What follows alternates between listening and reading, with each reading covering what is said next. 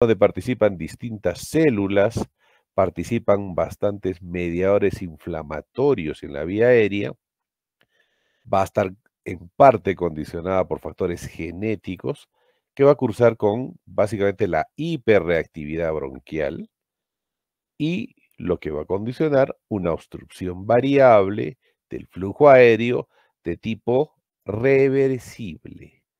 Una obstrucción parcial o total de tipo reversible, que esa es la diferencia fundamental con EPOC. Ya sea la reversibilidad de esta disminución del lumen por acción de medicamentos o sea por forma espontánea del mismo cuerpo.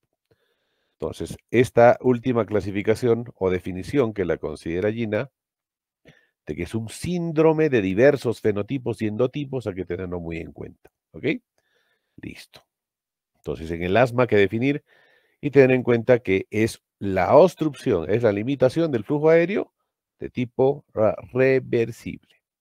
Cuando hablamos de endotipos, que nos basamos a la fisiopatología, nos damos en cuenta o damos a entender la patogénesis de la enfermedad, ignorando lógicamente su presentación. Hay dos tipos de mecanismo en cuanto a los endotipos, los tipos funcionales y los tipos patobiológicos.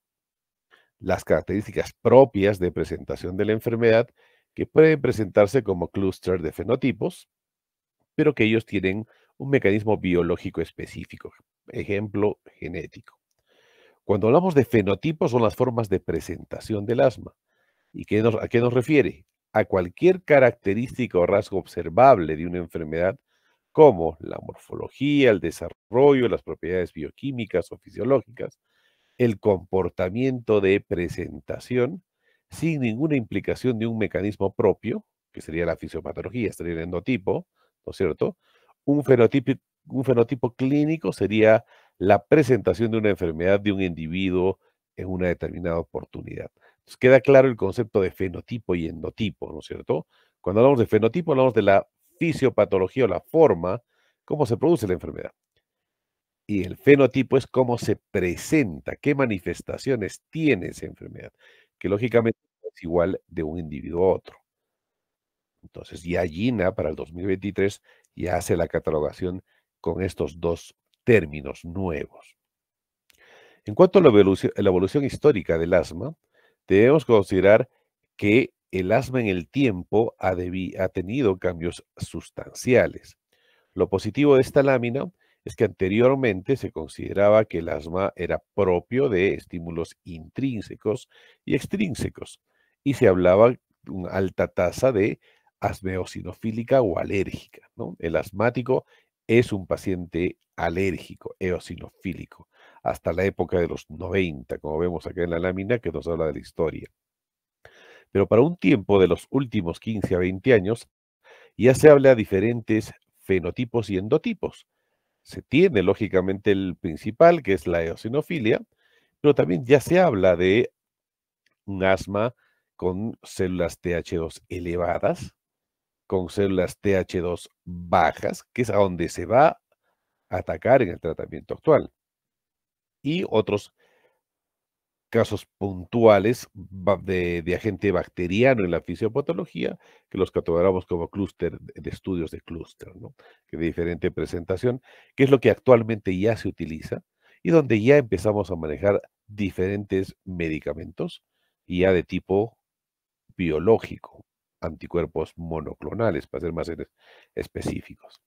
Anteriormente manejábamos un anticuerpo que era el omalizumab, hasta la época de los 90, pero en la actualidad ya tenemos otro tipo de medicamentos mucho más sofisticados como el mepolizumab, el lebrikizumab, que son productos que no lo tenemos, el dupilumab que no tenemos todavía en nuestro mercado local, pero que ya se utilizan en el primer mundo.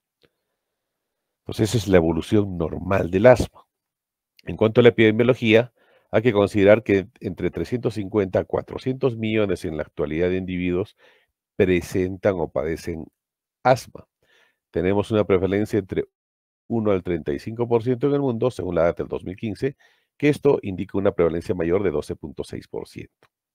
Es más común en el sexo masculino en una relación 2 a 1, como la mayoría de las enfermedades, y que la causa principal es básicamente la restricción de la actividad física o la limitación de la actividad física, precisamente porque el paciente se ahoga.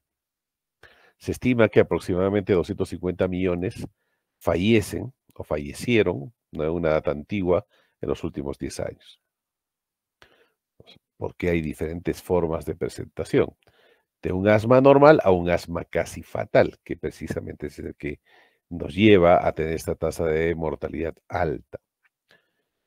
Se dice en este dato que nuestro país tiene una incidencia menor al 20% en comparación a los países donde hay, entre comillas, mayor contaminación ambiental, que su incidencia es mayor al 20%.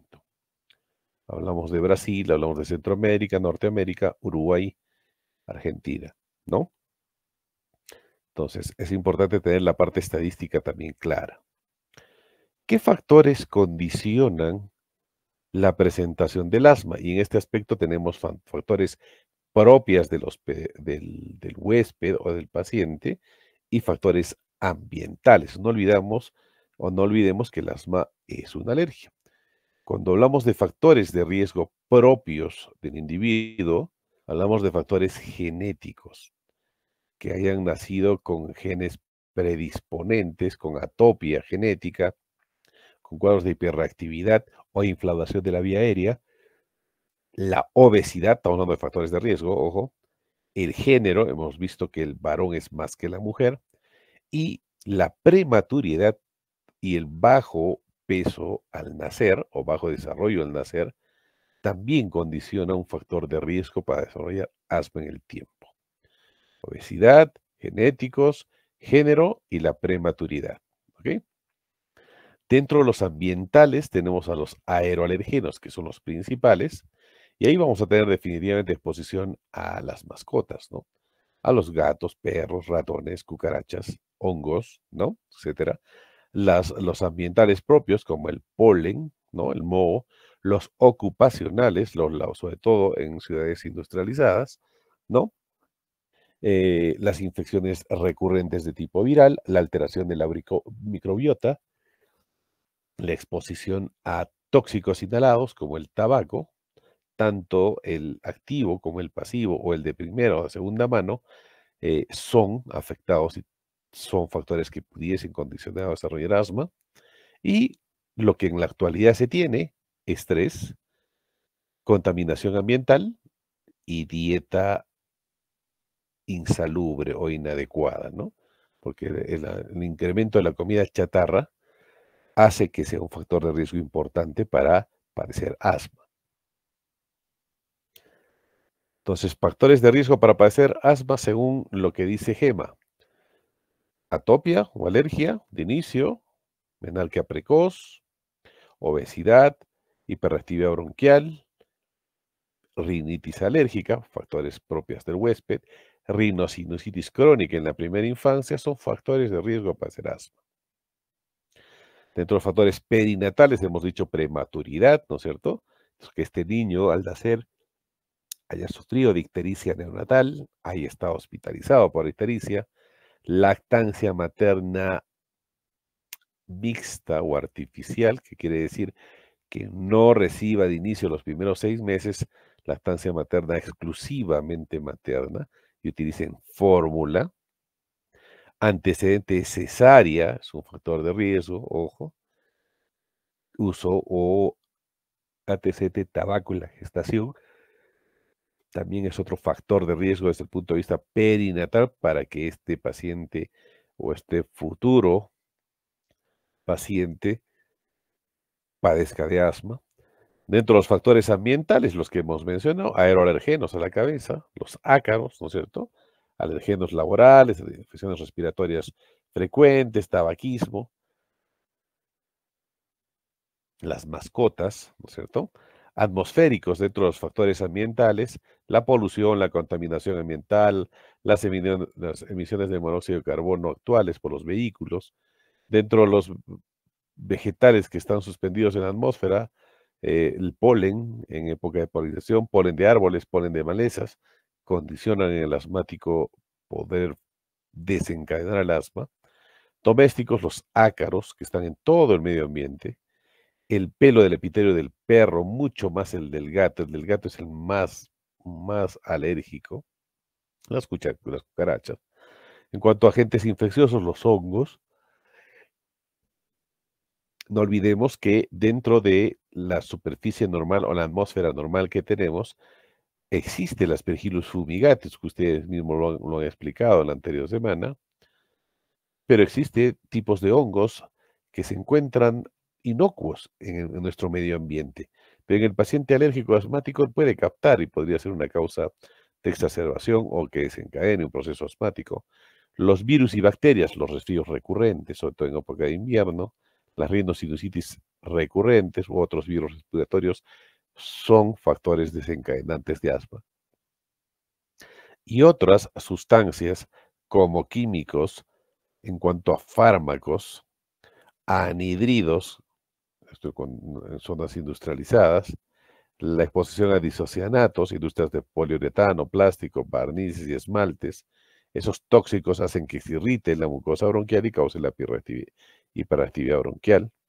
La exposición a maderas, aserraderos, carpinterías, ebanisterías, eso sí puede haber con nosotros. El tema de las industrias muy poco. El tema de metales, fundición, industria de niquelados, plateados, curtidos, etcétera, ¿no? ¿Qué factores desencadenantes tenemos? Sustancias de alto peso molecular, de origen vegetal, polvos, harinas, trabajadores en molinos, panaderías, el humo, la harina, el polvo en suspensión, la industria cervecera, procesamiento de soya, industria de café, cacao, esto en zonas industrializadas, ¿no? La exposición a hongos, esporas, enzimas animales, esto en panaderías, granjas y agricultores que sí tenemos. En cuestión de fármacos, el uso, si ustedes se dan cuenta, la mayoría de medicamentos que utilizamos, como son los antibióticos, pueden condicionar asma. Los beta bloqueadores, ¿no? El N-acetilcisteína, la aspirina conocida, el ácido acetil salicílico, condiciona asma. Por eso en este tipo de pacientes está totalmente proscrito utilizar este tipo de medicamentos. El uso de AINES, hay un asma inducido por AINE. ¿Y cuáles son los AINES? Son medicamentos que normalmente consumimos, ¿no? Paracetamol, ibuprofeno, diclofenaco, naproxeno. Son medicamentos que si ustedes ven las reacciones adversas que pueden producir, producen asma. Cuanto a los alimentos, leche de vaca, cereales, huevos, frutos secos, mariscos, pescados, cítricos, aumentaríamos acá, son alimentos que producen, o sea, que por naturaleza son proalergénicos. Y no olvidemos siempre que el asma es una alergia. Alimentos con sulfitos, ahí va el vino, frutos secos, el zumo de limón, lima, uva, disecadas, vinagre, marisco, cerveza, condicionan. Un paciente asmático debe controlar definitivamente la alimentación de estos. Listo, continuamos. Hemos hablado de fenotipos en la definición y el concepto de asma. Entonces, ¿qué fenotipos tenemos? Hemos dicho que los fenotipos que se han encontrado es la forma de presentación. Entonces tenemos un asma grave o asma casi fatal, un asma con exacerbación grave, que es diferente, un asma refractario al tratamiento, sobre todo en pacientes no atópicos o, o pacientes córtico-dependientes, que es muy frecuente. Muchos pacientes vienen a la consulta e indican, sí, hemos utilizado o me tomo mi prednisona y mi dexametasona cada que me siento mal, pero lo hace recurrentemente en el tiempo, años. Entonces, asma refractaria al tratamiento, pero sigue obstruido. Un asma de inicio precoz en menores de 12 años, que suele ser de tipo alérgico. No olvidarnos que el asma en la primera infancia siempre generalmente es alérgica. Un asma de inicio tardío, sobre todo en mujeres, se inicia en la edad adulta y puede cursar sin alergia, asma de inicio tardío. Asma con limitación del flujo aéreo por remodelación bronquial, por síndrome de solapamiento asma-EPOC o síndrome overlap asma-EPOC, que también tenemos frecuentemente acá, sobre todo en nuestra región. Asma y obesidad, con síntomas un poquito más graves, de difícil manejo, relacionado con los desencadenantes, el asma alérgico por alergenos ambientales u ocupacionales, asma inducida por los AINES, asma inducido por la menstruación, hemos mencionado esto, pacientes con menarquia precoz condiciona poder tener riesgo de asma inducida por el ejercicio, muchos al hacer actividad física sentimos que se nos cierra el pecho, ¿no? Y hay un silbido característico, es un asma inducido por ejercicio, inflamatorios, un asma eosinofílica, las más de la clasificación antigua, asma eosinofílica, suele ser alérgica y tener buena respuesta al glucocorticoide inhalado, un asma neutrofílico, que suele darse en pacientes con enfermedad grave y produce exacerbaciones graves, generalmente no tienen una buena respuesta a glucocorticoides, porque si entra el neutrófilo es porque hay un proceso infeccioso que está causando la irritación y la inflamación bronquial, y un asma pausigranulocítica que va de la mano entre tanto neutrofílica como eosinofílica. Entonces, estos son todos los fenotipos que encontramos en el asma, porque lo tengan en cuenta. Dentro de lo que condiciona el asma, es importante definir qué células participan en este proceso. Y es así que tenemos diferentes células inflamatorias, desde los linfocitos, los mantocitos, los eosinófilos, los neutrófilos, los macrófagos, etc. Los linfocitos, ¿qué es lo que producen? Van a estar elevados en la vía aérea, van a producir un desequilibrio TH2, 3 TH1, con predominio generalmente TH2, que van a producir estos que liberación de las citoquinas inflamatorias, especialmente la 4, 5, 9 y 13. No olvidarse de esto, 4, 5, 9 y 13, que van a ampliar y producir la inflamación de tipo eosinofílico con producción de inmunoglobulina E. ¿Qué hacen los mastocitos? Ya hemos visto la función de los linfocitos. Estos están aumentados en el epitelio bronquial e infiltran o se infiltran en el músculo liso de la pared, y su activación va a producir un efecto broncoconstrictor y proinflamatorio, como histamina, leucotrienos y prostaglandinas. Por eso son células clave que van a desencadenar todo el proceso antiinflamatorio. Los eosinófilos están elevados en la vía aérea y su número se relaciona con la gravedad. Cuanto mayor cantidad eosinofílica tengamos, la gravedad del proceso obstructivo será mayor. ¿Ok? Estas células, al liberarse, van a producir enzimas inflamatorias que dañan las células epiteliales y que generan mediadores que amplifican la respuesta inflamatoria.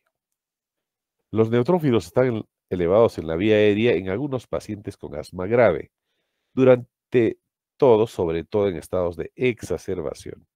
Y en asmáticos fumadores, su papel fisiopatológico no está bien establecido, pero se indica que su aumento puede ser debido al tratamiento con glucocorticoides.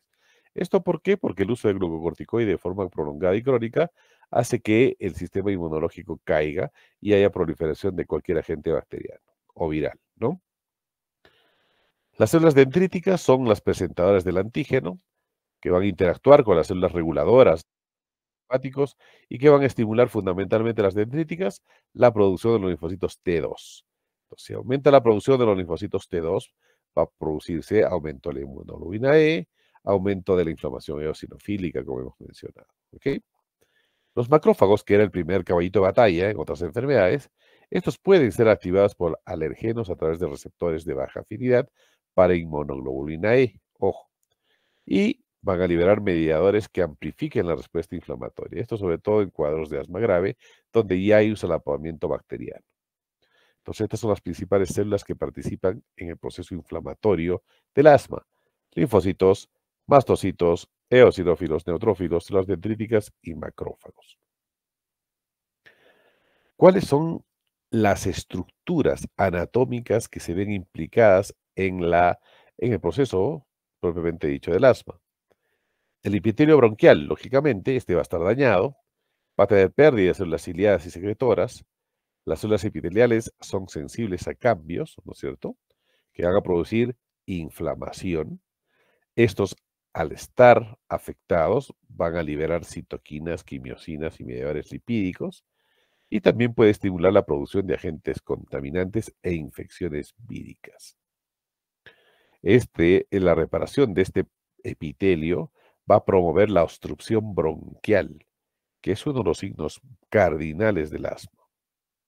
El músculo liso bronquial se va a encontrar con un aumento de proliferación o hiperplasia y crecimiento o hipertrofia, expresado por los mediadores proinflamatorios celulares a las células epiteliales. Las células endoteliales van a participar como células inflamadas desde los vasos, o sea, la parte vascular, a la vía aérea, dándole poca irrigación o poca oxigenación.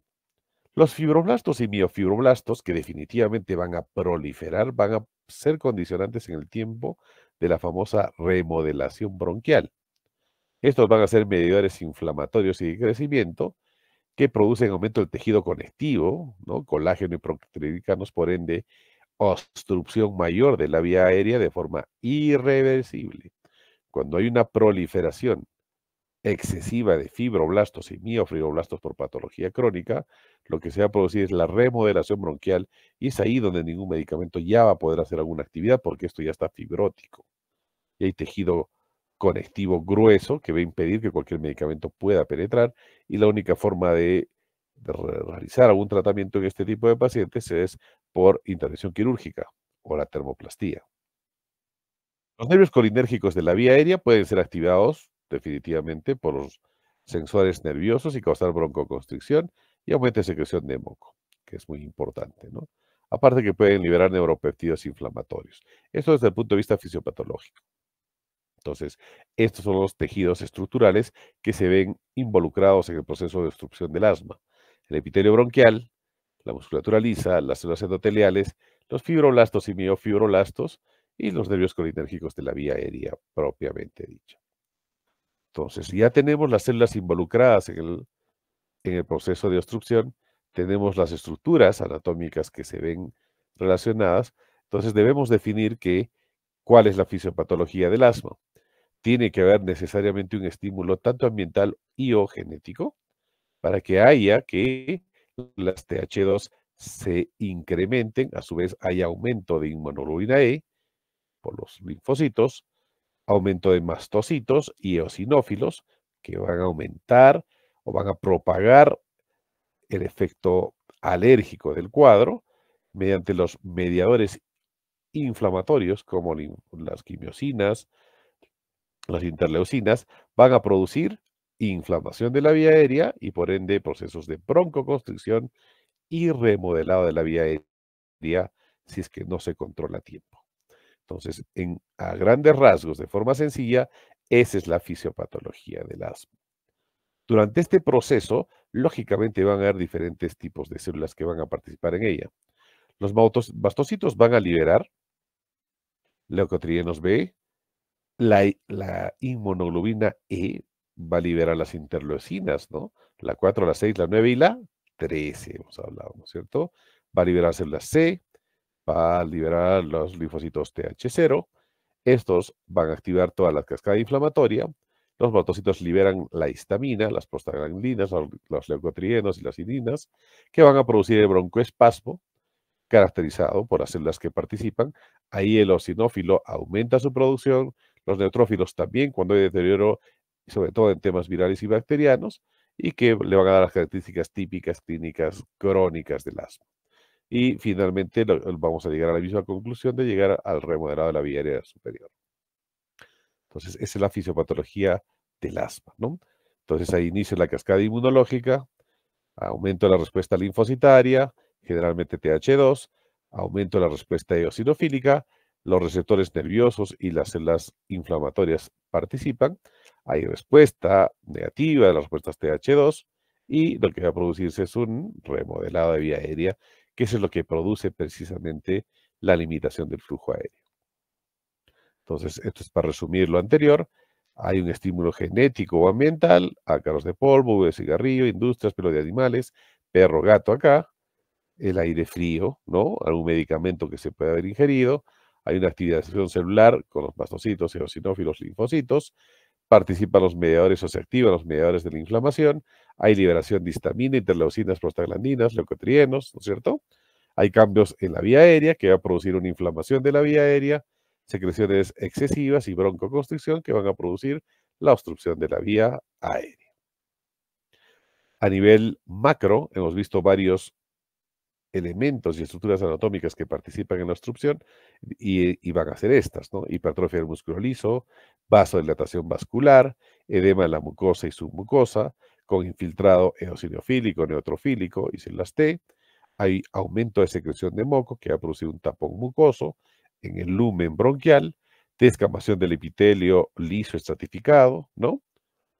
Hay hipertrofia de la glándula submucosa y las células de Goblet y por ende engrosamiento de la membrana basal a nivel estructural. Esto lo hemos mencionado en las células que participaban estructuralmente en el proceso del asma.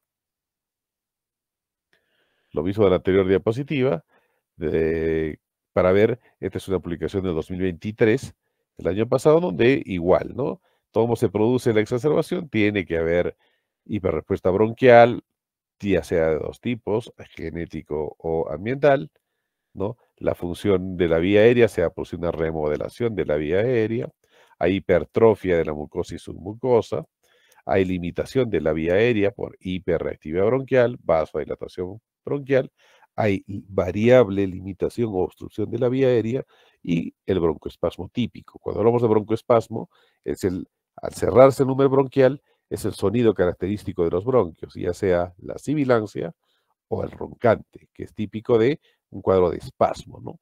Cuando hemos hecho prácticas, hemos visto varios pacientes en espasmo bronquial o broncoespasmo, donde el paciente pues no puede respirar y necesita necesariamente medicamentos de tipo inhalado y oxígeno sobre todo. ¿Cuáles son las moléculas más relevantes en el proceso inflamatorio del asma? Esta lámina es muy importante. Las quimiosinas que hemos visto en la última cascada van a estar expresadas por las células epiteliales y son importantes para el reclutamiento inflamatorio de la vía aérea. Otras células importantes son las cisteínil-leucotrienos, que son potentes broncoconstrictores y que van a ser liberados por los mastocitos y eosinófilos que se han liberado en el proceso inflamatorio. Las citoquinas definitivamente van a modificar la respuesta inflamatoria del asma y determinar la gravedad de esta. Estas, a su vez, por ejemplo, la interleucina 1 y el factor necrosis tumoral amplifican la respuesta inflamatoria. La interleucina 4 es importante para la diferenciación de las células TH2 o linfocitos TH2 y la síntesis de inmunoglobulina E. La interleucina 5 necesaria para la diferenciación y supervivencia de los eosinófilos. La interleucina 13 importante para la síntesis de la inmunoglobulina E. Por eso que en la actualidad se trata que los medicamentos traten de bloquear la actividad o multiplicación de los linfocitos TH2 o bloquear su actividad para controlar el episodio de broncoespasmo agudo. La histamina, liberada por los mastocitos, ojo, la histamina es liberada por los mastocitos y contribuye a la broncoconstricción y la respuesta inflamatoria bronquial. El óxido nítrico, que es un potente vasodilatador, producido por las células epiteliales y que también va a aumentar su producción. Las prostaglandinas D2, potente broncoconstrictor, derivado fundamentalmente de los mastocitos. Entonces, y está implicada en el reclutamiento de células TH2 de la vía aérea. Entonces, ¿qué quiere decir? Que los mastocitos no solo van a ser los responsables de liberar histamina, sino también de prostaglandinas. El mecanismo, ¿cuál es el mecanismo en sí para que se produzca de que una vía aérea normal se cierre o colapse por completo? Primero, contracción del músculo liso bronquial. Esto en respuesta a todas las células y mediadores químicos y citoquímicos que han participado en el proceso, ¿no? Esto va a hacer que la vía aérea tenga un estrechamiento de la vía aérea fundamental al contraerse el músculo liso bronquial. Hay edema en la vía aérea, sí, por el exudado microvascular en respuesta a los mediadores inflamatorios. Hay aumento de presencia de moco, ¿no? La histamina produce eso, por aumento en el número de células caliciformes en el epitelio y aumento en el tamaño de las glándulas submucosas, que lógicamente que van a producir la oclusión de la vía aérea o la luz de la vía aérea. Y cambios estructurales de la vía aérea, lógicamente que el aumento de fibroblastos y miofibroblastos o fibrosis subepitelial por depósitos de fibras de colágeno y aumento de tejido conectivo y proteoglucanos debajo de la membrana, produzca una hipertrofia e hiperplasia del músculo liso y el aumento de la circulación de los vasos sanguíneos en la pared bronquial, que aumente su permeabilidad y por ende el crecimiento de tejido conectivo. A esto llamamos en el tiempo remodelación bronquial. ¿Ok? Entonces, esa es la forma de cómo la vía aérea se obstruye y limita el flujo de vía aérea, el flujo aéreo, ¿no? Esto es lo mismo que lo anterior, no vamos a dar mayor detalle porque en realidad es el mismo cuadro, solo he sacado uno de Gema y el otro de China. Diagnósticos diferenciales del asma. Cuando hablamos de diagnósticos diferenciales, hay que hablar dos categorías importantes, entre 15 y 40 años, patologías probables de broncoespasmo, disfunción de cuerdas bucales, hiperventilación bronquial, cuerpo extraño inhalado, fibrosis quística, bronquiectasias, enfermedad cardíaca congénita o tromboembolia pulmonar. Síntomas característicos de la disfunción de cuerdas, disnea, estrío respiratorio, de la hiperventilación, desvanecimiento, parestesias. Cuando estamos frente a un cuerpo extraño, síntomas de aparición brusca, fibrosis quística, presencia de tos y moco excesivo. Ojo con este cuadrito, muchachos, repásenlo bien.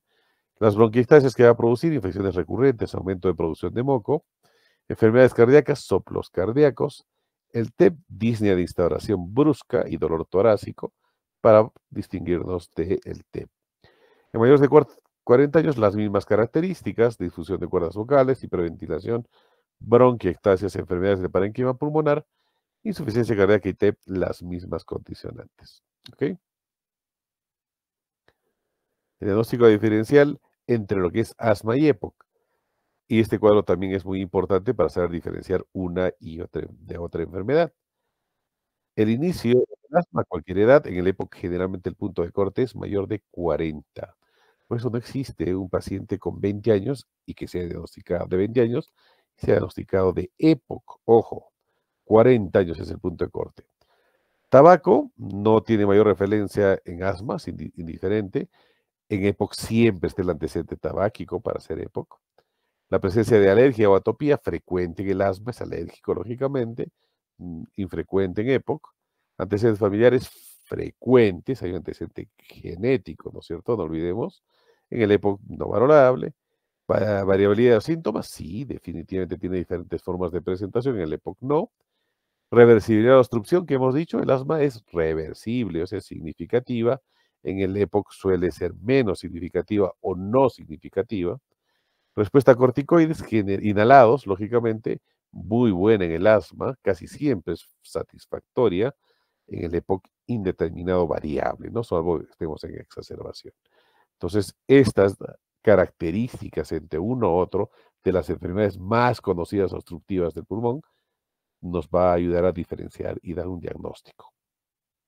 Y por ende el manejo, ¿no? Porque no vamos a tener un paciente al cual le vamos a dar corticoide inhalado siempre. El asma, el tratamiento es broncodilatador, o perdón, en el EPOC, pero si está exacerbado, utilizaremos un corticoide inhalado.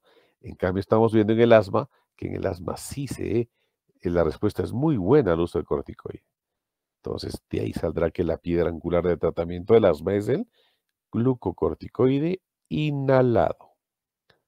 Ok. En cuanto al diagnóstico, hasta acá estamos bien, muchachos, ¿no? ¿Todo bien? ¿Me están escuchando? Sí, doctor. Sí, doctor.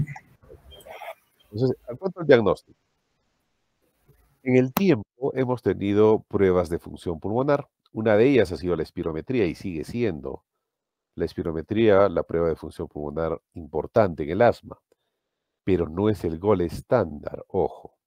El gol estándar para el diagnóstico de asma es el test de broncoprovocación con metacolina. Puede haber, ojo, en esta parte, que puede haber pacientes con espirometría normal y son asmáticos. Ojo, por eso que no es el gol estándar. El test de broncoprovocación, ese sí es el gol estándar, porque ahí aplicas una sustancia al paciente y el pulmón se cierra de inmediato. O sea, ahí demuestra que realmente se produce la obstrucción, está confirmando el asma. ¿Ok? Pero lógicamente que muchos o pocos centros de función pulmonar, en nuestro medio no lo hacemos, no contamos con ello porque es peligroso, ¿no? Imagínense exponer al paciente al químico y que se le cierre el bronquio, podría inclusive morirse, le podría dar un paro respiratorio si no tenemos las medidas de bioseguridad correspondientes, ¿no? Entonces, la espirometría es una prueba por la cual sí llegamos al diagnóstico, porque nos va a demostrar obstrucción, sí, definitivamente, pero no siempre una espirometría normal descarta el asma, ojo. Entonces, en el diagnóstico, la clínica es importantísima, ¿no? Un paciente no puede catalogarse como asma si el pecho no ha silbado, por ejemplo. Muchos de los pacientes que ustedes van a ver en consulta nunca han tenido un episodio de silbido y les han catalogado como asmáticos, solo porque tosían, y eso no es así. Entonces, ¿cuál es la clínica del asma? Disnea, graduamos la disnea según la Medical Research Council, sibilancias o silbido, pitido, sensación de opresión torácica y tos. Recuérdense estos síntomas cuando hablemos de EPOC la siguiente semana. Disnea, sibilancia, sensación de opresión torácica y tos. En el EPOC los síntomas son los mismos, excepto la sibilancia.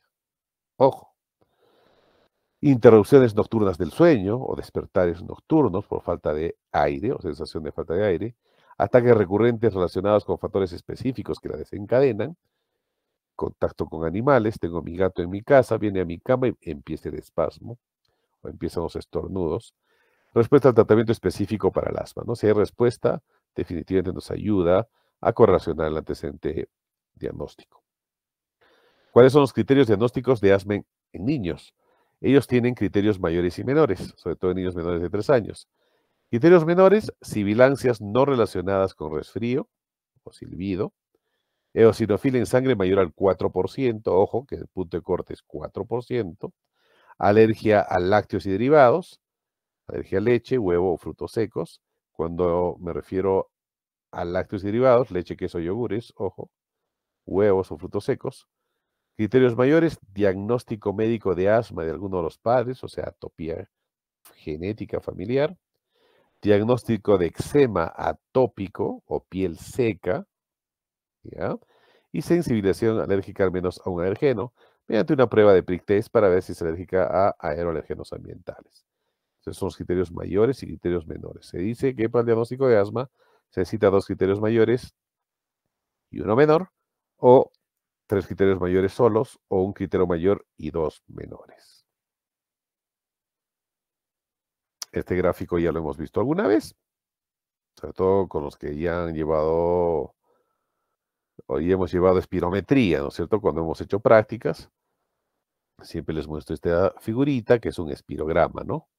Espirograma que es básicamente el trazado de la función respiratoria normal, no la función, sino del ciclo respiratorio normal, cuando nosotros respiramos de forma ambiental.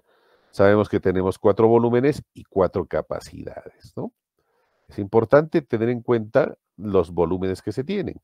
El volumen normal o volumen corriente, el volumen de reserva inspiratoria, volumen de reserva expiratoria, el volumen residual y el volumen, ya está todos, ¿no? Son los 4 volúmenes y las capacidades que va a ser la suma de estos.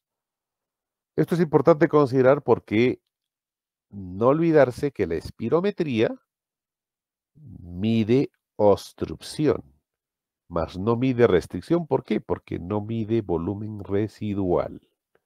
¿Ok? Por eso que se dice que la espirometría es el gold estándar para enfermedades obstructivas, mas no restrictivas porque no te da volumen.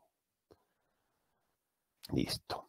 Entonces, la espirometría es de lo que más utilizamos, sin duda alguna, porque es una prueba fácil, sencilla y nos va a dar de primera mano obstrucción de vía aérea. Este es un cuadro nuevo que me falta incluir a mi exposición de espirometría, ¿no? Porque es más específico, pero siempre lo menciono de forma verbal, las indicaciones que debe tener el paciente previamente a la espirometría, ¿no? No es preciso estar de ayunas, No se recomienda actividad física por lo menos 60 minutos antes, no debe fumar por lo menos un par de horas antes, no debe suspender su tratamiento habitual, antihipertensivos, antidiabéticos, etcétera. Sí se debe suspender su inhalador dependiendo del tipo de inhalador que utilice. Por ejemplo, si utiliza salbutamol o bromuro, SABA y USAMA, 4 a 6 horas previas al procedimiento de suspenderlo, o 12 si utiliza bromuro. Si va a utilizar un broncodilatador de acción larga, un LABA, formoterol, salmeterol, 24 horas, mínimo 12 horas. Si va a utilizar un LABA de acción larga, tipo indacaterol, bilanterol o olodaterol que tenemos en el mercado, 36 horas, mínimo 24 no debe utilizar. Si vamos a utilizar un LAMA de acción larga, tiotropio, aclidinio, umeclidinio o glicopirronio, que también tenemos en el mercado, 36 a 48 horas no debe utilizar, mínimo 24 horas. Estos dos últimos, mínimo 24 horas no debe utilizar el medicamento para que nosotros podamos hacer la prueba sin ningún tipo de sesgo. Entonces, ¿cómo interpretamos la espirometría? Y acá por eso siempre utilizamos la espirometría, pero no es el gol estándar, ojo. ¿Cómo la interpretamos? Comentar la calidad de la prueba. Como ustedes saben, es importante que la calidad de la maniobra sea tipo A o tipo B, ¿ya? Eso ya ustedes lo saben, ¿no? Lo que vamos a diferenciar o lo que va a diferenciar la obstrucción es el percentil FEB1-FBC, que es la que nos va a indicar 70% para abajo es obstrucción o menor al límite inferior de normalidad, ¿no? Entonces, y el FBC lo mismo, ¿no? Menor al límite inferior de normalidad. En los conceptos actuales, los espirómetros modernos ya tienen un valor numérico en cuanto a lo que es el límite inferior de normalidad y ese es el que se utiliza. Pero si es que no existe el límite inferior de normalidad, utilizamos el concepto del 70% para la relación FEP1-FBC y 80% para FBC y el FEP1 propiamente dicho. Si no está por encima del FBC, del límite inferior de normalidad, puede sugerir restricción. Si está por encima del límite inferior de normalidad, nos puede pensar o nos puede hacer suponer que es una espirometría normal. ¿No es cierto? Como decía al principio, ¿no? Toda espirometría normal no debemos descartar o no descarta plenamente el asma. Más aún ahora que nos encontramos en altura, que fisiológicamente se ha descubierto o se ha demostrado, no descubierto, de que la función pulmonar del nativo de altura, o sea, nosotros, es un 25, es un 17 a 21% más que el del llano. ¿Ok? Entonces, eso es importante tenerlo en cuenta. Continuemos. Ay, caramba, ¿qué pasó acá? Ahora sí, ya está. Entonces, ¿cómo se hace la interpretación de la prueba? Hemos visto que ya es repetible y aceptable. Un segundito, por favor.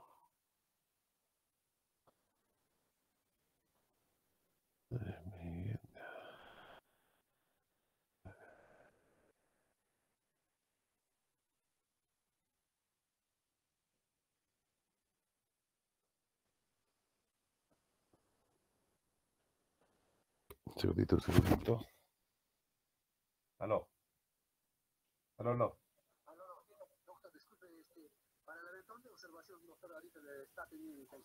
Voy a estar a partir de las 6:30. De 6:30 a 8 voy a estar. 6:30 a 8. ¿Ya? Mañana en la tarde, de 4:30 a 8. ¿Ya? Ya, ya, ya está. Okay. Ya, continuamos. Entonces, a ver, vemos el percentil FEP1-FBC. Si está debajo del límite inferior de normalidad o menor a 70, nos está marcando obstrucción en comparación de este, ¿no? Que está mayor al límite inferior de normalidad o mayor a 70, que no nos va a hablar de obstrucción. Entonces, es el principal indicador de hablar, que nos va a indicar obstrucción. Entonces, si está por encima de o debajo de este valor, hablamos de obstrucción y definitivamente graduamos la gravedad de la obstrucción utilizando el FEP1. Como ustedes saben, tanto CEPAR como ATS coinciden en 5 grados de obstrucción valorando el FEP1, no la relación FEP1-FBC, ojo, solo el FEV1. Si esto nos confirma que está debajo de 70 o debajo del límite inferior de normalidad, hay que graduar la obstrucción. Entonces, es así que 70-100, obstrucción leve, 60-69, obstrucción moderada, del valor del FEV1, ojo, porque no se olvide, 50-59, moderadamente grave, 35-49, obstrucción grave, y menor a 35%, obstrucción muy grave. Estos son los grados de obstrucción por espirometría, que no deben confundirse con los grados de obstrucción según GOL para EPOC, que es muy frecuente que se confundan. ¿Ok? Listo. Grados de obstrucción por espirometría son 5 grados.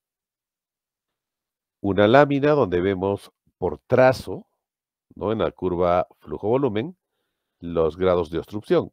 Por ejemplo, un trazo piramidal, un triángulo bien definido, en una espirometría normal, un paciente que no tiene un proceso obstructivo.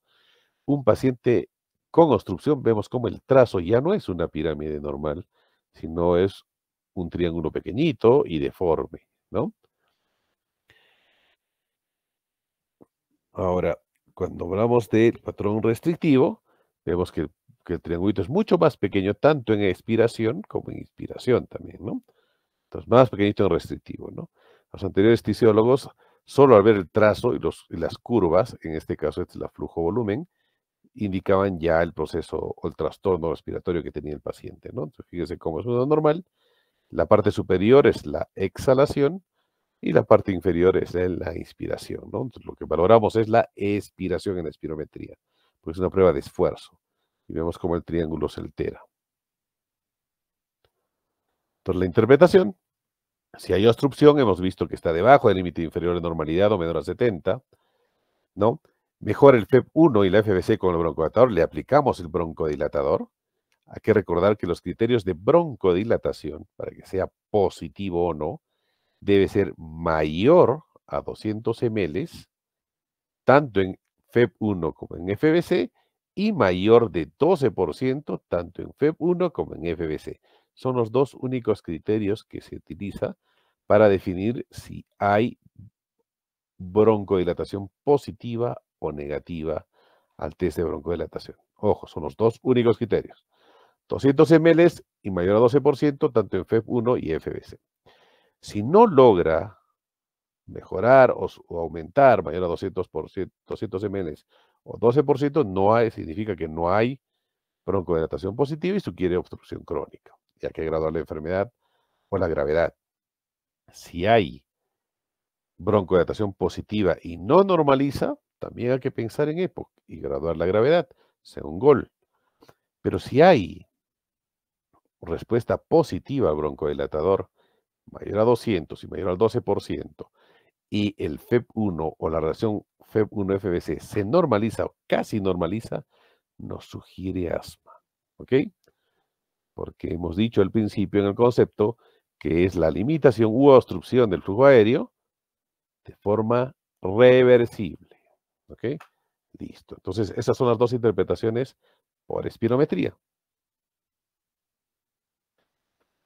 En cuanto a los criterios de reversibilidad, lo que hemos dicho, ¿no? Reversibilidad positiva, mayor al 12% y mayor a 12 ml. No vale la pena seguir mencionando. ¿Qué pruebas complementarias tenemos? La espirometría ya le hemos dicho. Tenemos la fracción exhalada de feno, que un tiempo a esta parte se está utilizando bastante. Antes se utilizaba un punto de corte de 20, ahora es de 40, para indicar que sí, este paciente es atópico y puede tener asma. El feno, la fracción exhalada de dióxido nítrico, o feno, 40 punto de corte.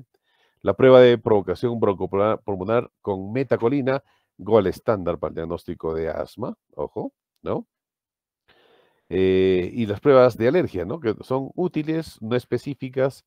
La inmunoglobulina E, que siempre también la pedimos para medir si el paciente es o cuánto tipo o predisposición alérgica tiene. La eosinofilia, que también siempre pedimos, ¿no?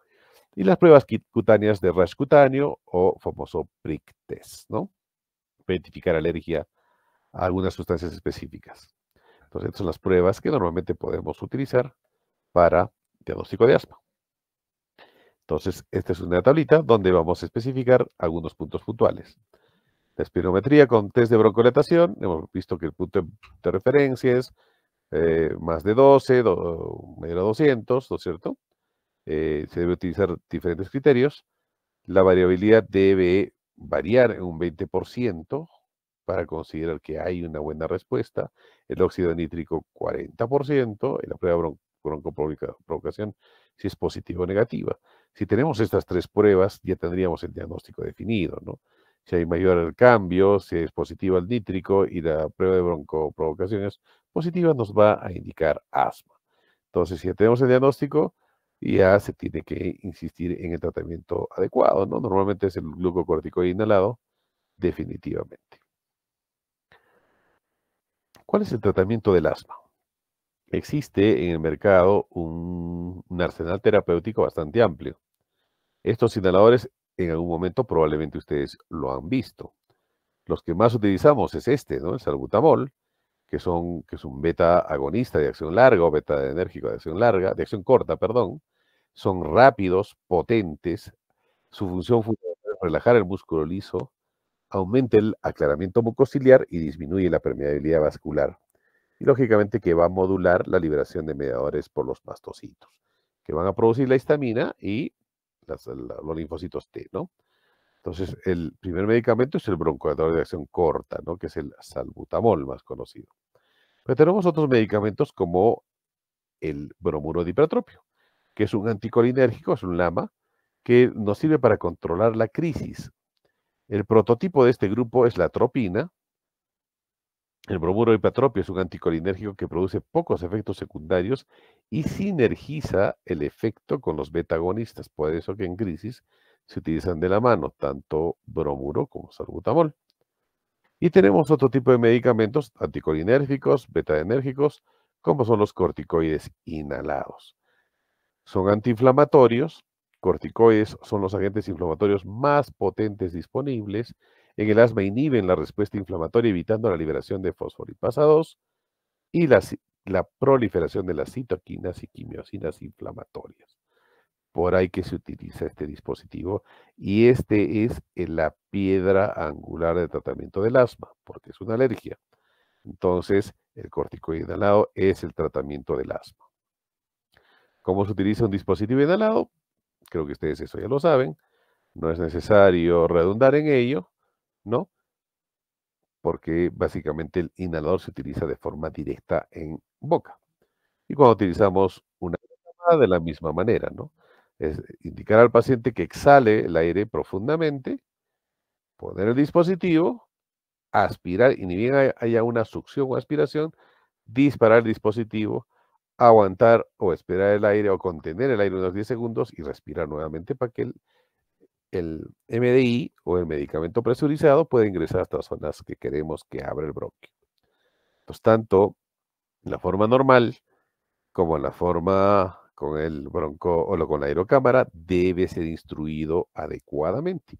Es aquí donde tenemos el problema. Más del 40-50% no hay buena adherencia porque ni el médico que instruye a hacer este ejercicio lo hace de forma correcta y por ahí la adherencia no es adecuada y el efecto tampoco no es el adecuado, ¿no? Por eso ustedes tienen que saber claramente cómo se define.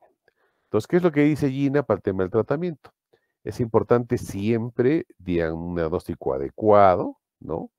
Es importante siempre revisar la respuesta al tratamiento y ajustar el tratamiento.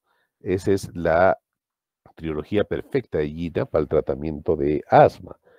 Estar en constante investigación y supervisión del paciente en cuanto a los síntomas, los riesgos probables que hagan la enfermedad, dar un tratamiento adecuado si estamos frente a una exacerbación, a problemas de función pulmonar, llegar al diagnóstico oportuno y lógicamente ajustar el tratamiento si mereciera, o aumentar o disminuir. Ojo que el tratamiento que se establece en una exacerbación no va a ser el mismo toda la vida. El objetivo es estabilizar la vía aérea y empezar a disminuir y retirar el medicamento progresivamente. El asma no tiene por qué ser invalidante. Entonces el objetivo es llegar al diagnóstico y otorgar una vía aérea abierta, libre. Entonces, en cuanto al tratamiento estándar, ¿qué es lo que nos hacen los corticoides? Reducen la expresión de los genes inflamatorios. Básicamente actúa a nivel de la inflamación bronquial de tipo eosinofílico. Los antileucotrienos, que ahí tenemos antileucotrienos, ahí tenemos los Lucas, ¿no? Montelukast, Zafirlukast, Siluton, que van a producir disminución de la contracción del músculo liso y disminución de la inflamación, por ende de la hiperreactividad bronquial. ¿Cuáles medicamentos nos sirven para romper la broncoconstricción o obstrucción bronquial? Los beta-agonistas de acción corta, agonistas beta 2, antimuscarínicos como el bromuro de hipertropio, van a producir básicamente broncodilatación, ¿no? Que se abre el bronquio y por ende evitar la remodación de la vía aérea. Tenemos una clasificación dependiendo del control y lo vamos a catalogar como asma bien controlado, parcialmente controlado y mal controlado. ¿Qué características tiene? Estas 6, ¿no? Síntomas diurnos, menor a 2 veces a la semana, bien controlado. Parcialmente controlado, mayor a 2 veces por semana. Más de 3, mal controlado, lógicamente. Limitación de las actividades, ninguna en bien controlado. Puede presentarse o no en la parcialmente controlada. Y definitivamente sí hay una limitación considerable en mal controlada. Síntomas nocturnos en el asma, porque los nocturnos y los diurnos son los que pesan más, ninguna en la bien controlada, indiferente en la parcialmente controlada y sí, definitivamente hay despertares nocturnos en la mal controlada. Necesidad de utilizar de medicación de rescate, tipo salbutamol, ninguna o menor a 2 veces a la semana en la bien controlada, mayor a 2 veces por semana en la parcialmente controlada y más de 3 veces a la semana o diario en la mal controlada. En cuanto a las pruebas de función pulmonar, tanto el FEP1 como el FBC mayor a 80%, en la parcialmente controlada menor a 80%, igual que la mal controlada. Exacerbaciones, normalmente ninguna, parcialmente más de una al año, ¿no? Y en la mal controlada más de cualquier semana. Son las clasificaciones dentro de lo que es el asma.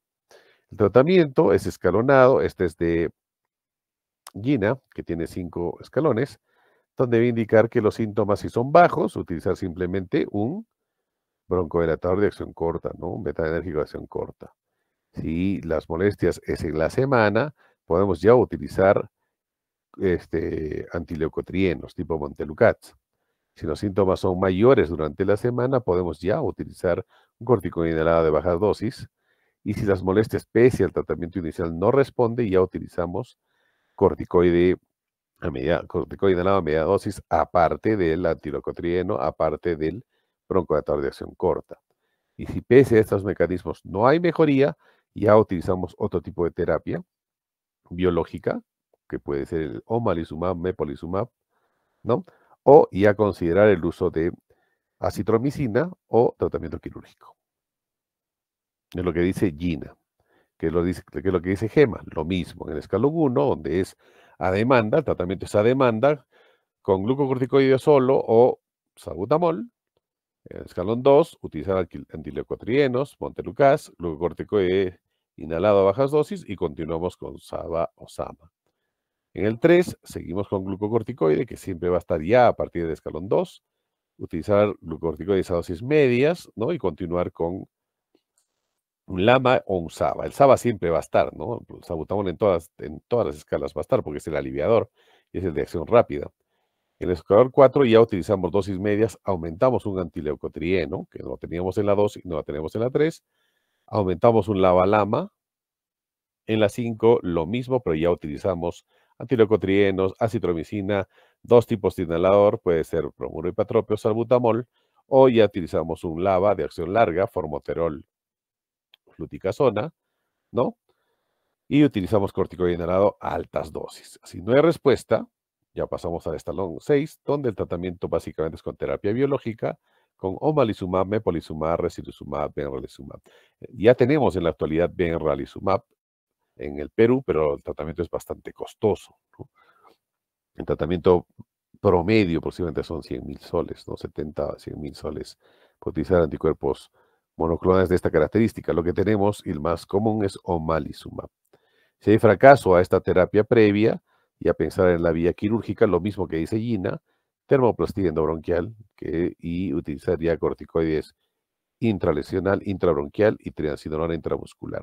Aparte todos los medicamentos que hemos utilizado de rescate, ¿no? Tanto LAMA-LAMA, glucocorticoide inhalado y LAMA-LABA, ¿no?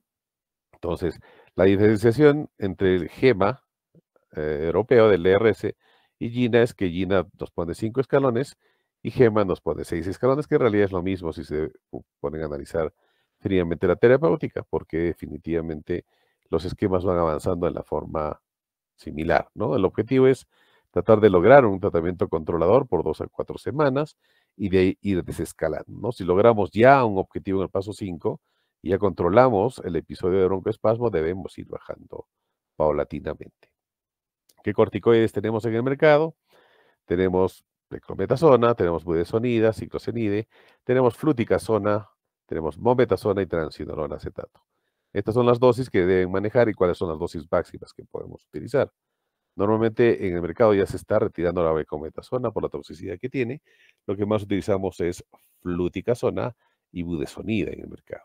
Estos son los corticoides con los cuales contamos en el mercado. ¿Cuál es el objetivo del tratamiento? Incrementar cuando haya exacerbación, cuando esté mal controlado, cuando esté parcialmente controlado, y reducir la terapia cuando esté bien controlada. Lo que buscamos es eso, ¿no? Tratar la gravedad, lograr subir la dosis según, hasta lograr el control de la enfermedad, seguir subiendo hasta alcanzar el control, y cuando ya tenemos el control, tratar de buscar la dosis mínima que sea eficaz para el tratamiento, ¿no? Y acá tenemos que participar de que tiene que participar un tratamiento farmacológico, que son los inhaladores y químicos, las medidas no farmacológicas, que son los hábitos, la exposición, eliminar la exposición a los aeroalergenos y los factores de riesgo modificables, ¿no? Eso es importante. En el asma, dado que, vuelvo a incidir, es una alergia, y si tenemos y retiramos el agente que produce el espasmo y lo tenemos en la propia casa, definitivamente esos son los factores de riesgo modificables, ¿no? 10 mitos sobre el asma. Hay algunas cosas que se deben tener en cuenta. Hay algunos estudios que indican que el exceso de SABA o salbutamol se asocia a un mayor riesgo de asma casi fatal. Sí, uno de los puntos de corte es cuántos caníster utilizas al mes. Si algunos pacientes te dicen, sí, he utilizado 2 tubos de salbutamol en el último mes, nos está indicando que ese paciente a corto plazo podría ser asma casi fatal e ingresar a a una unidad de terapia intensiva. Sería indicando que ese paciente no está controlando, todo el tiempo tiene sensación de opresión y de disnea y por ende utiliza constantemente su inhalador. ¿Qué mitos tenemos? Es totalmente falso que los niños se hagan adictos al tratamiento. Es totalmente falso que dañe el corazón. Definitivamente no. Es totalmente falso que baje el rendimiento escolar. Definitivamente no tiene ningún tipo de relación. Es totalmente falso que reduzca la talla al final esperada. Hay estudios que indican que el uso permanente del corticoide inhalado hay una reducción en la talla, pero en un 0,003%. Es bastante mínima, pero sí se han encontrado algunos artículos que indicaron que sí afectaba este, este, mm, este concepto, ¿no? Esta pregunta en sí de la talla, pero totalmente falso, pero en general no afectaba la definición pondoestatural del paciente. En cuanto a la exacerbación, esto ya para terminar, muchachos, hay que considerar que eso es una exacerbación, es el empeoramiento de la situación básica del paciente, el empeoramiento de la situación basal. Tenemos 2 tipos de instauración, una instauración lenta, que se puede producir en días, semanas, más del 80% tienen este tipo de exacerbación, generalmente por infección de vía aérea alta, ¿no? Por tratamiento inadecuado también, y su mecanismo es una inflamación lenta. Y la de instauración rápida, o sea, menor a 3 horas, va a ser por inhalación o exposición directa, ¿no? Inhalación de los alergenos, fármacos, medicamentos, alimentos, estrés emocional, etcétera.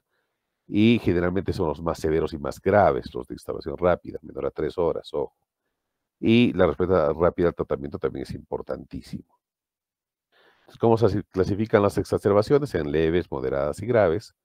En leves son síntomas y el flujo está fuera de lo normal, pero aceptable. La moderada es que hay un empeoramiento de los síntomas, hay un empeoramiento de la función pulmonar, y el aumento del uso de los SABAs definitivamente que hace que no mejore. Y cuando hablamos de graves, cuando ya necesita hospitalización, ¿no? Son los 3 tipos de exacerbación. ¿Qué factores predisponen al asma de riesgo vital? Un segundito.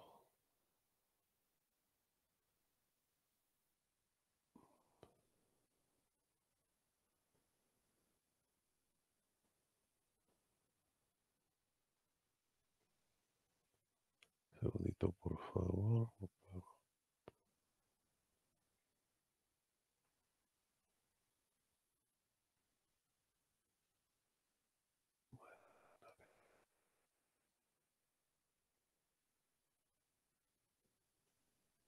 Ya. ¿Qué factores predisponen al asma de casi fatal?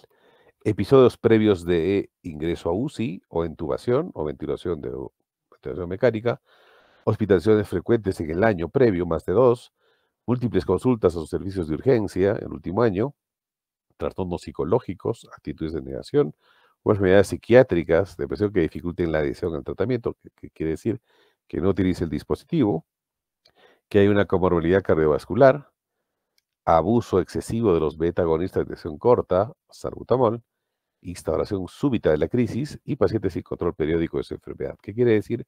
Que estabilicemos al paciente y no vengan sus controles periódicos. Y por ende no solo esté utilizando o utilice a la demanda que vea por conveniente el paciente.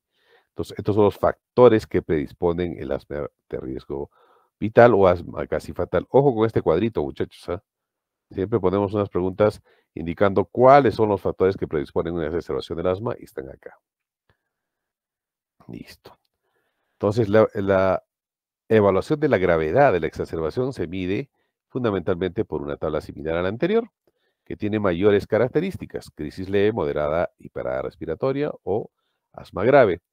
La disnea es leve, la leve, moderada y muy intensa, lógicamente. El habla es en párrafos en la leve, frases o palabras y no habla en la parada.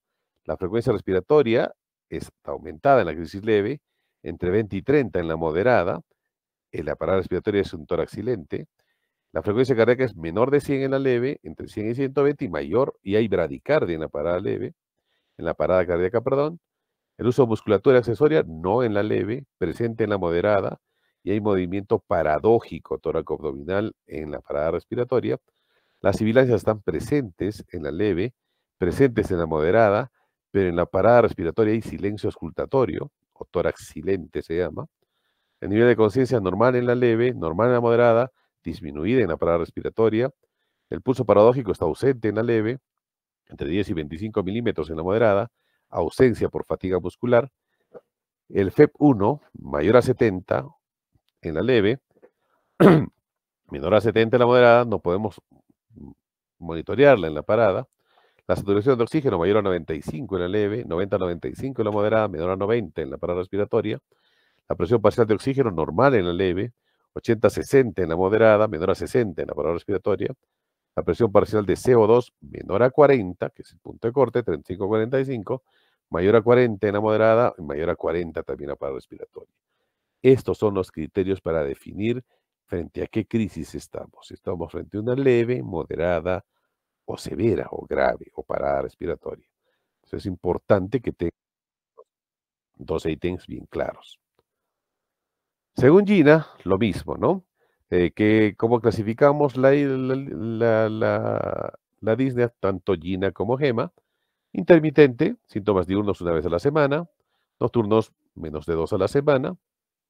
El FEV1 no se altera, 80%.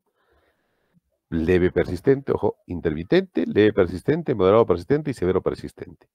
Leve persistente, más de una crisis a la semana, más de 2 veces al mes, los nocturnos. El FEV1 sigue mayor 80, está normal. En moderado persistente, las molestias diurnas son diarias, afectan la actividad cotidiana más de una semana, más de una vez a la semana. Los nocturnos ya baja el FEV1 60-80 y en el persistente severo es continuo, altera la actividad física limitada. Nocturnos todas las noches no puede dormir porque le falta el aire o porque tose y el FEV1 está menor a 60. Entonces, estos son los criterios según Gina. Según Gema, considera lo mismo: intermitente, persistente leve, persistente moderado y persistente grave. Es lo mismo, solo lo que incrementa Gema es las exacerbaciones. En el intermitente no hay exacerbaciones, el persistente leve una o ninguna al año, el persistente moderado 2 o más al año y persistente grave 2 o más al año. Tanto el persistente moderado como el persistente grave tienen casi las mismas características, pero ya nos habla de que cuando hacemos un diagnóstico debemos hablar no solo asma bronquial, sino hablar su fenotipo, ¿no? Y qué tipo de crisis tiene. ¿Es un intermitente leve o es un persistente leve, persistente moderado, persistente grave o es solo un intermitente leve, ¿no? Son las características similares que tiene tanto Gina como Gema, ¿ok? que son las principales escuelas. En cuanto al control, hemos hablado de, esto es la presentación de GEMA, anteriormente, diapositivas atrás, vimos el cuadro de Gina, que habla de la clasificación del control del asma en adultos, bien controlado, parcialmente controlado y mal controlado, con los mismos ítems, ¿no? Síntomas diurnos, limitación de actividad, síntomas nocturnos, la función pulmonar básicamente establecida. A ver, un segundito. Hola, buenas tardes. Buenas tardes. A partir de las 6:30, estoy dictando clase ahorita. 6:30, 8. Ok, ok. Entonces tenemos varios cuadros, varias escalas similares en ambas escuelas en cuanto al control, ¿no? Bien controlada, parcialmente controlada y mal controlada. Pues cuando nosotros hacemos un diagnóstico, podemos indicar asma bronquial persistente moderado, bien controlado o parcialmente controlado. Se puede utilizar ambas clasificaciones.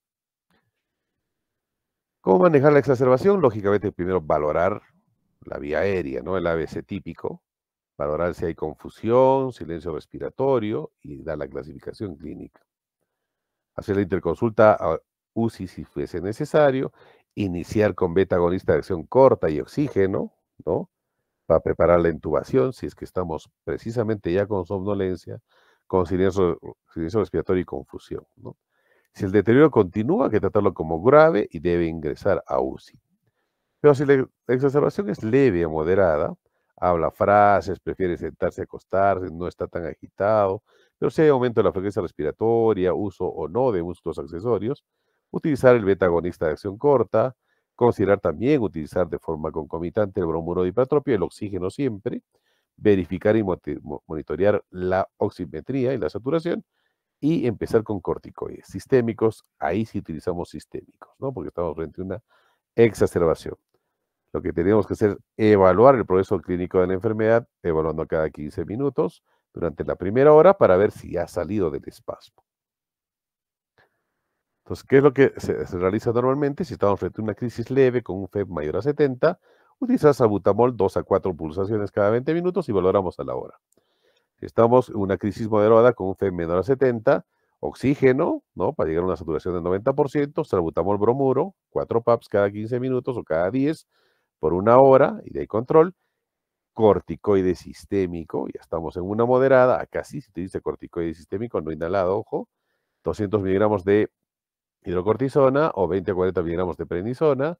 Utilizamos corticoide inhalado también, fluticasona 2 PAP cada 10 a 15 minutos o budesonida 4 PAP.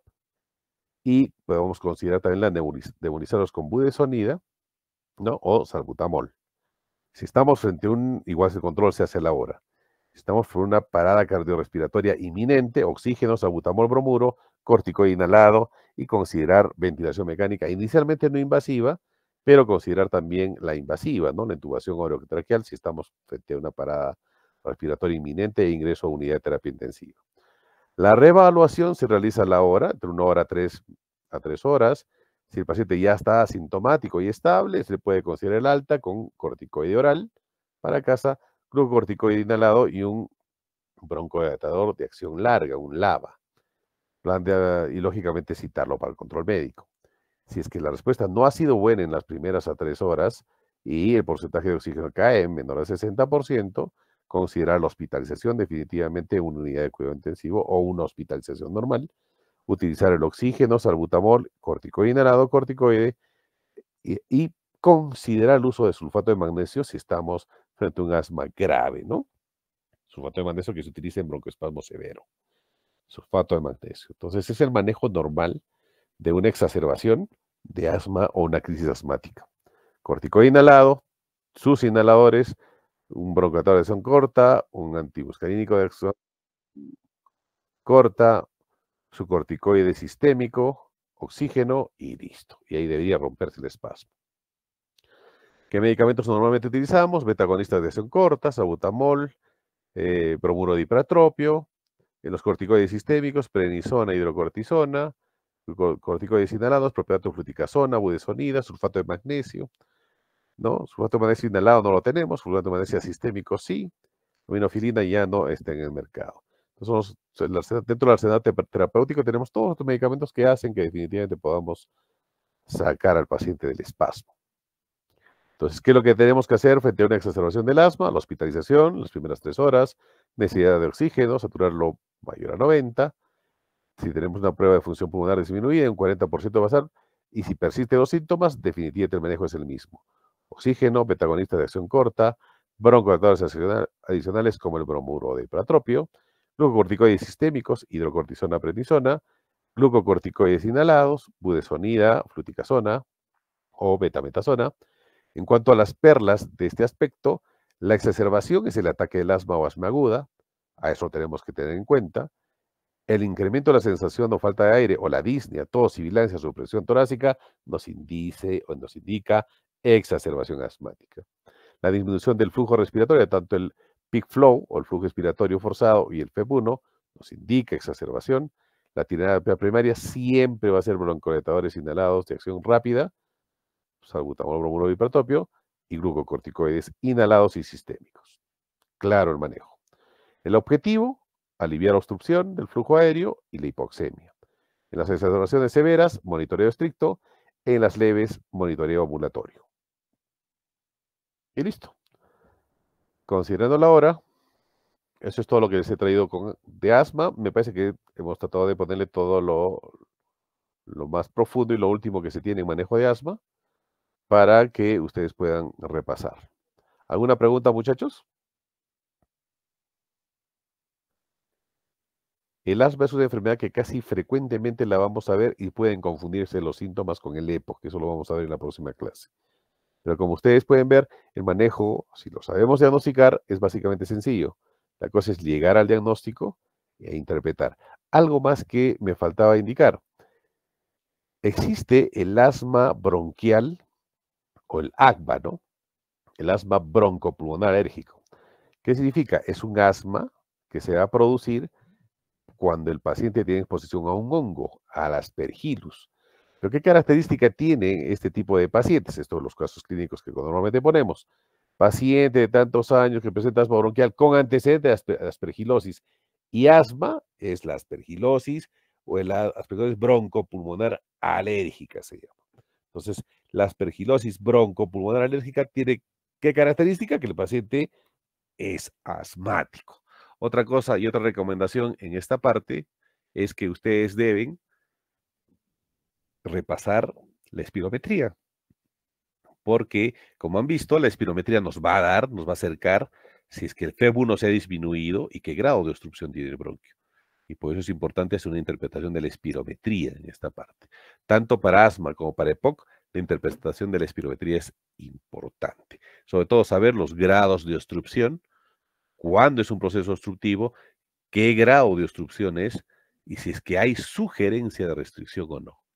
¿Ok? ¿Alguna pregunta, muchachos? ¿Todo quedó claro? Hola, hola, ¿están ahí? Sí, doctor. Sí, claro. Ok, ya, muchachos. Sí, doctor.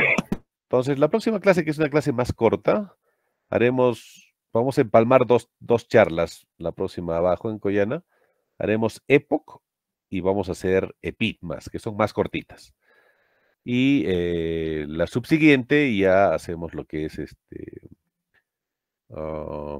bronquiectasias y sarcoidosis, que les correspondería al grupo 4, me parece, ¿no? Entonces, para que ya lo tengan en cuenta. La próxima vamos a hacer EPOC EPIT, para ya nivelarnos. Y la subsiguiente hacemos bronquiectasias y sarcoidosis para que el grupo que le toque prepare su exposición con tiempo, muchachos. Bien, ok. No habiendo preguntas, cuídense, nos quedamos acá. Buenas tardes, chao, chao. Buenas noches, doctor. Sí, doctor.